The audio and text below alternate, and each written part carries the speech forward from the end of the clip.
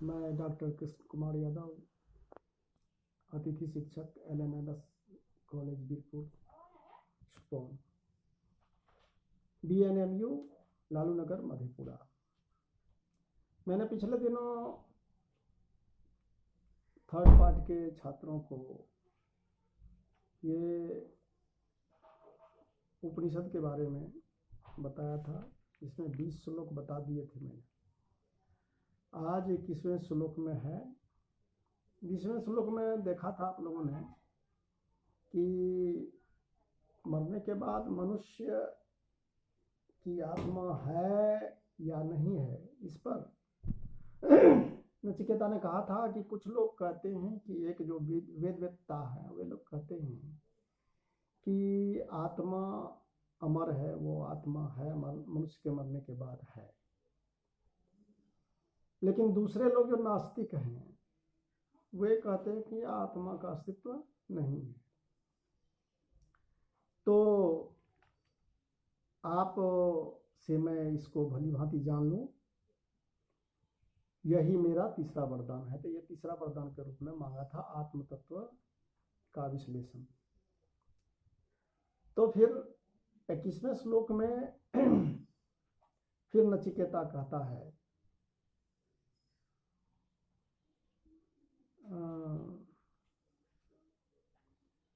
नचिकेता कहता है कि नहीं, नचिकेता नहीं, यमराज कहता है उस पर जवाब में कि हे नचिकेता, पहले देवताओं ने भी इस आत्मा के विषय में संदेह किया था। पहले देवताओं ने भी, जो मनुष्य से ऊपर है देवता लोग, उन लोगों ने भी इस आत्म तत्व के बारे में संदेह किया था। देवैर त्रापि विचिकित्सितं पुरा न हि सुविज्ञेयम अनुरेश धर्मः अन्यं वरं नचिकेतो वृणीष्व मां मोपरोत्सीरति मां सृजनम्। देवै मतलब देवताओं के द्वारा विचिकित्सितं संदेह किया गया था पूरा पहले। नो च सुविज्ञेयम, आसानी से जानने योग्य नहीं, सुविज्ञेयम मतलब आसानी से जानने योग्य। नो सुविज्ञेयम, अनु मतलब सूक्ष्म है। यह आत्म तत्व जो है, इस धर्म मतलब यह धर्म, यह आत्म तत्व वाला धर्म जो है, यह आसानी से जानने योग्य नहीं है। और देवताओं ने इसके बारे में संदेह किया था। अन्यं वरं नचिकेतो वृणीष्व, इसलिए हे नचिकेता तुम क्या करो, तो दूसरा वरदान मांग लो। मां मोपरोत्सीरति, मां उपरोत्सी मतलब उपरोत्सी मतलब होता है निर्बंध करना या दबाव डालना। तो मुझ पर इस तरह से दबाव मत डालो, मुझे निर्बंध कर दो। अतिसृजनम, मां अतिसृज, अतिसृज का अर्थ होता है लौटा देना। तो मुझे यह वरदान जो है, यह मुझको तुमने जो मांगा वो लौटा दो, अर्थात दूसरा वरदान मांगो तीसरे वरदान में। तो इस तरह से नचिकेता ने कहा। आत्म तत्व की सूक्ष्मता का प्रतिपादन करते हुए यमराज नचिकेता से कहते हैं ऐसा। फिर आगे कहते हैं 22वें मंत्र में, 22वें मंत्र में, देवैर त्रापि विचिकित्सितं किल त्वं च मृत्यु यन्न सुविज्ञेयम आत्थ वक्ता चास्य त्वादृगन्यो नो लभ्यो नान्यो वरस्तुल्य एतस्य कश्चित्। इसमें नचिकेता कहता है कि हे यमराज, हे मृत्यु, मैंने अभी सुना आपसे, आपने कहा तुम आत्थ, तुमने कहा यानी आपने कहा, तो उसको मैंने सुना कि देवै त्रापि विचिकित्सितं, देवताओं के द्वारा संदेह किया गया था इस विषय में। और यह ज्ञान जो है यह आसानी से प्राप्त होने योग्य नहीं है। वक्ता च अस्य त्वात् त्वादृग अन्यो न लभ्यो। तुम्हारे समान कोई दूसरा वक्ता मैं प्राप्त नहीं कर सकता, इससे अच्छा जानकार मुझे कहाँ प्राप्त होगा। नो अन्यो वरस्तुल्य एतस्य कश्चित। और इस वरदान के बराबर दूसरा वरदान भी नहीं है। न आपके समान दूसरा कोई वक्ता मुझे मिल सकता है और न ही इस वरदान के समान दूसरा कोई वरदान ही है। इसलिए मुझे तीसरे वरदान के रूप में यही वरदान दीजिए। फिर 23वें मंत्र में कहते हैं सदायुषः पुत्र पौत्रान वृणीष्व बहून पशून हस्ति हिरण्यम अश्वान भूमेम हदायतनं वृणीष्व स्वयं जीव शरदो यावदिच्छसि। अब इसमें यमराज नचिकेता को प्रलोभन देकर आत्म तत्व की जानकारी लेने से भटका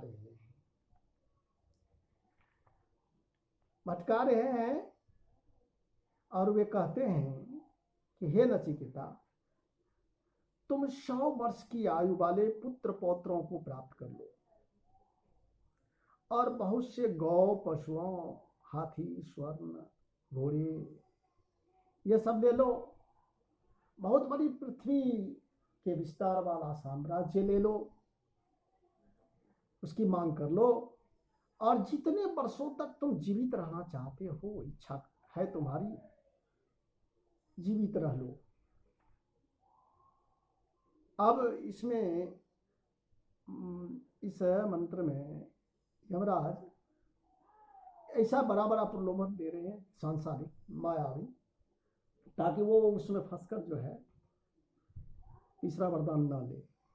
कहते हैं शतायुषः पुत्र पौत्रान, शतायुषः 100 वर्षीय, पुत्र पौत्रान बेटा और पोता, बेटे पोते, वृणीष्व मांग लो। अब बहून पशून बहुत सारे पशुओं को, हस्ती हाथी, हिरण्य स्वना, अश्वान घोड़ों को, तो हाथियों को, घोड़ों को और फिर सोना चांदी अर्थात बहुत सारे धन संपत्ति को मांग लो। भूमे अहदायतन वृणीष्व, असीमित व्याप्त क्षेत्र में जो भूमि खंड हो उसको तुम मांग लो। स्वयं जीव शरदो यावद इच्छसि, जब तक चाहते हो तब तक तुम स्वयं जी लो। यही 23वें मंत्र में यमराज कहते हैं। और फिर आगे कहते हैं एतद तुल्यं यदि मन्यसे वरं वृणीष्व वित्तं चिरजीविकां च महाभूमो नचिकेतस् त्वमेधि कामानां त्वां कामभाजं करोमि। इसमें कहते हैं कि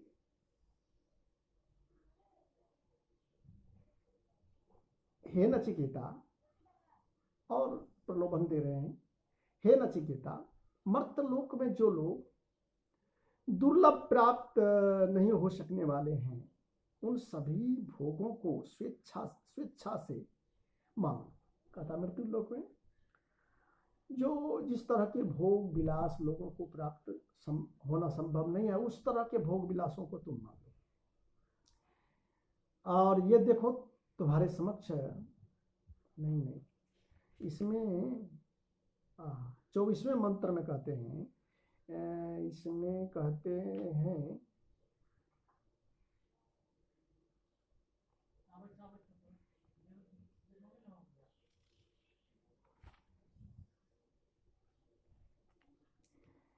यमराज कहते हैं नचिकेता को कि तुम आत्मविषयक वर के समान कोई दूसरा वर समझते हो तो उसे मांग लो। एतत् तुल्यं यदि मन्यसे वरं, इसके समान, एतत् तुल्यं मतलब इसके समान, यदि मन्यसे यदि मानते हो तो वरं गृह्णीष्व, तो दूसरा वरदान मांग लो। वित्तं चिर जीविकांच, बहुत सारी संपत्ति मांग लो, जो बहुत काल तक रहने वाली जीविका मांग लो, चिर जीविका को प्राप्त कर लो। और फिर महाभूमो, बहुत बड़ा भूखंड मांग लो। नचिकेत त्वम एधि कामानां त्वां का काम भाजन करोमि, मैं तुमको दिव्य और मानुषिक कामनाओं, भोगों को इच्छानुसार भोग करने वाला बना देता हूँ। इस मंत्र में ऐसा ही कहते हैं कि काम भाजन करोमि, काम भाजन करोमि मतलब कामनाओं को इच्छानुसार भोग करने वाला। कामानाम त्वाम काम भाजन करोमि, कामनाओं को भोगों की इच्छानुसार भोग करने वाला मैं तुमको बना देता हूँ, ऐसा इस मंत्र में कहते हैं। फिर 25वें मंत्र में कहते हैं, ये कामा दुर्लभा मर्त्य लोके सर्वान कामाच्छन्दतः प्रार्थयस्व इमा रामाः सर्था सतूर्या न हीदृशा लंभनीयाः मनुष्यैः आभिर्मत्त प्रताभि परिचार्यस्त्व नचिकेतो मरणं मानुप्राक्षि।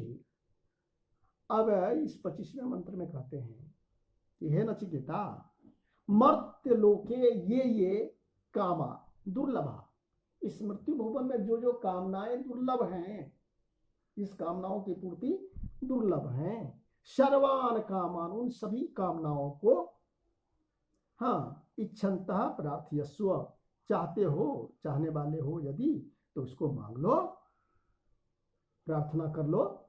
इमा रामाः सर्था सतूर्या, ये देखो तुम्हारे समक्ष सुंदर रथ, षड़था सुंदर रथ, और कर्ण प्रिय वाद्य विषयों से सुशोभित होने वाली,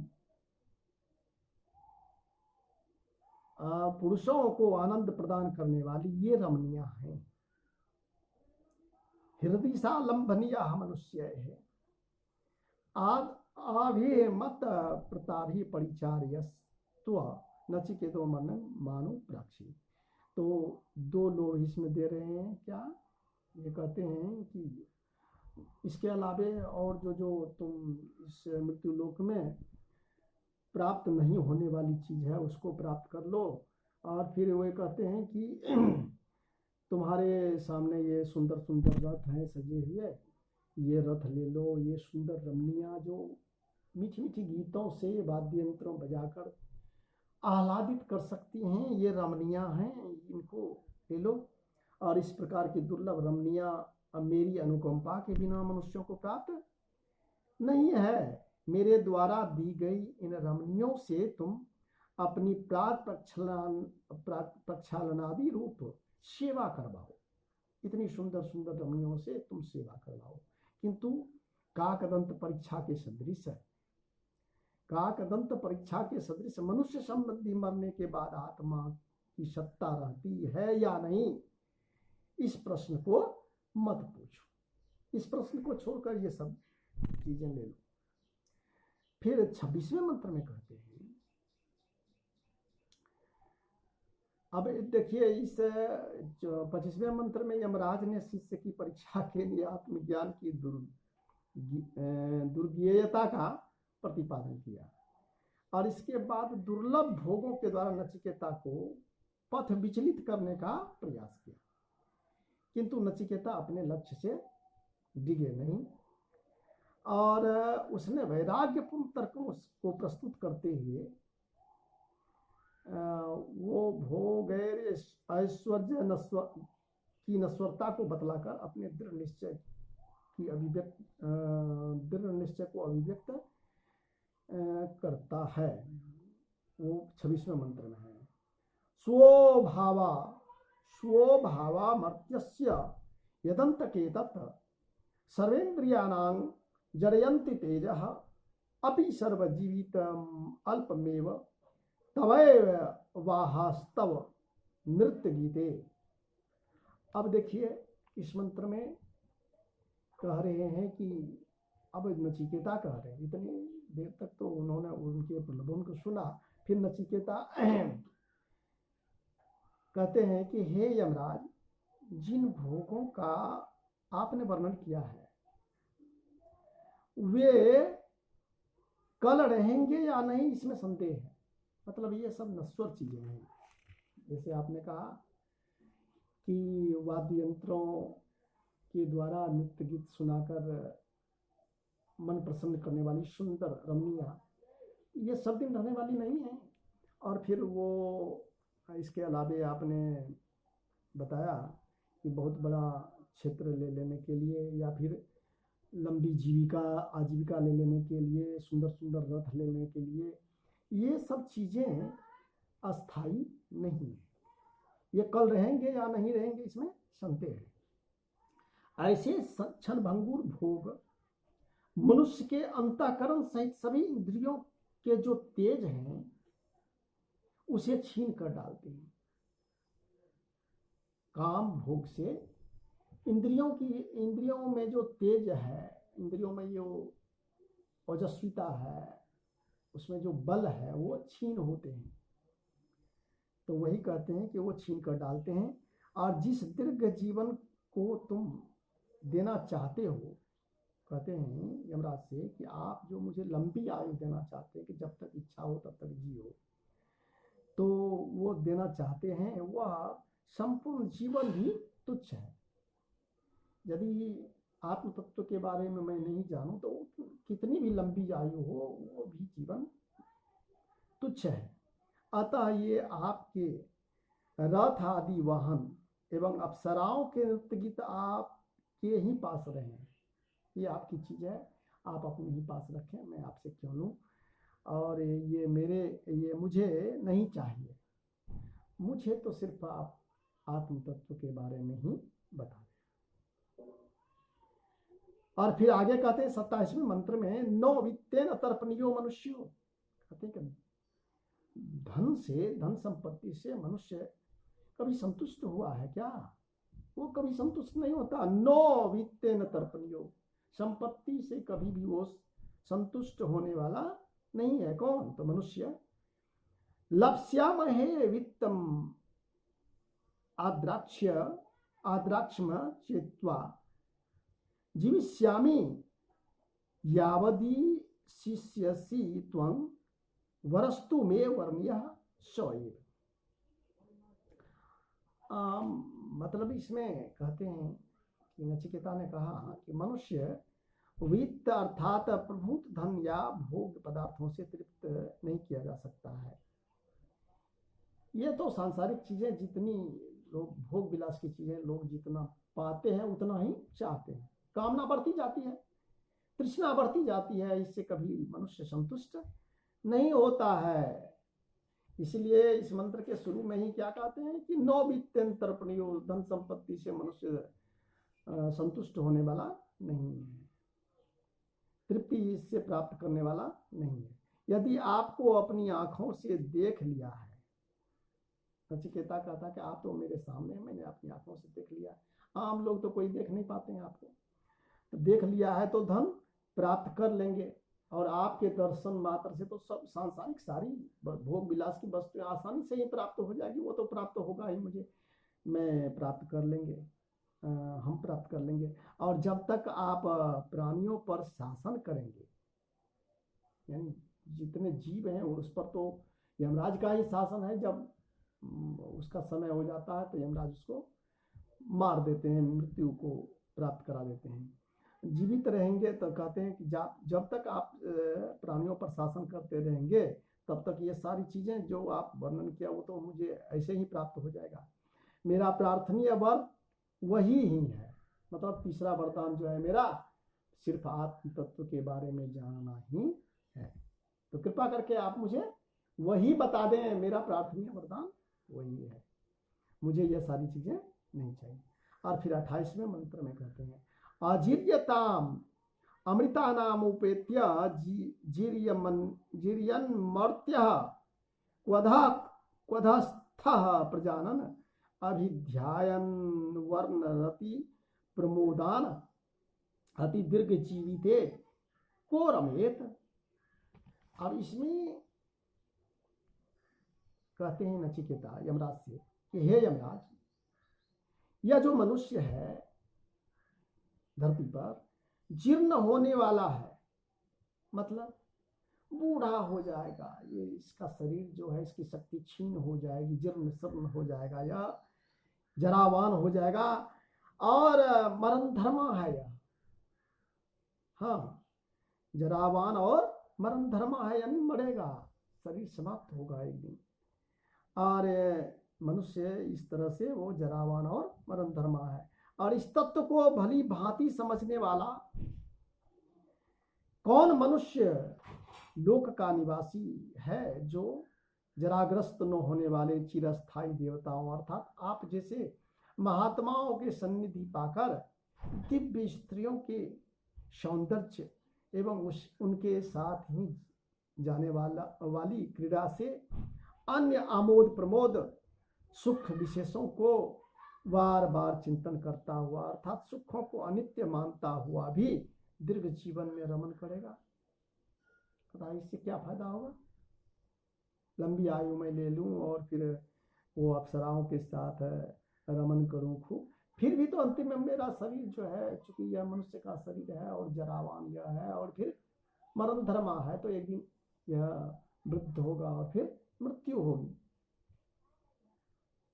और अंतिम इस वल्ली का, प्रथम वल्ली का अंतिम मंत्र है यस्मिन् निदं विचिकित्सन्ति मृत्यो यत्साम्पराये महति ब्रूहि नस्तत योऽयं वरो गूढ़म अनुप्रविष्टो नान्यं तस्मान् नचिकेता वृणीष्व। हे मृत्यु, यस्मिन् शाम्पराये देवा अपि इदं विचिकित्सन्ति यत् आत्मविज्ञानं महति मोक्षार्थे तत् न ब्रूहि गूढ़म अनु प्रविष्टः यह अयं वरः तस्मात् अन्यं वरं नचिकेता न वृणीते। और इसमें अंतिम में कहते हैं हे यमराज, जिस परलोक संबंधी आत्मज्ञान के विषय में देवता भी यह आत्मा है या नहीं है ऐसा संदेह करते हैं, उस आत्म तत्व का आप की दृष्टि में महान प्रयोजन स्वरूप मोक्ष के लिए जो निर्णय है उसे हमें बताइए। मुझे मोक्ष के संबंध में जो निर्णय है उसी को बता दीजिए, अर्थात आत्म तत्व को बता दीजिए। अत्यंत योग्यता को प्राप्त जो यह वर है, इससे भिन्न दूसरा वर नचिकेता आपसे नहीं मांगता है। धन्यवाद।